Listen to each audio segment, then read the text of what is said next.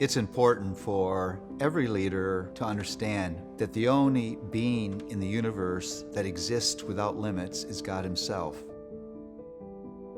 We all have limits of time and energy and maturity and wisdom and gift, and to operate outside of those limits is always dangerous.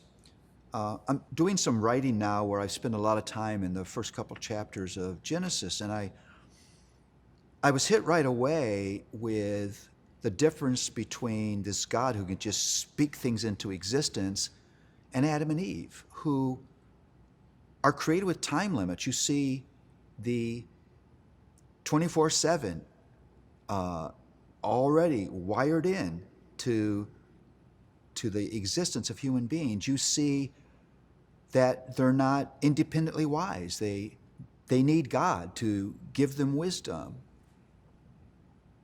And you see the limits of their spirituality in the fact that they're susceptible to temptation. And so we always have to be asking ourselves, who are we? What are our limits? And what ministry can be properly done inside of those limits? Maybe this is surprising, but I want to say this. In ministry, it's not always spiritually mature. It's not always godly to say yes.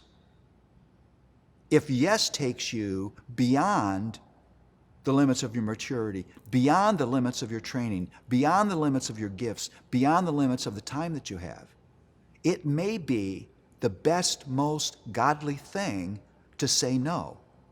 I mean, think about this. God carries around a great big toolbox. You're not the only tool in His toolbox. He has many other tools He can pull out. And so a community, a healthy leadership community, will always have a sense of their limits and how to grow ministry inside of those limits without trying to do ministry that will take them away from the limits that God has set for them.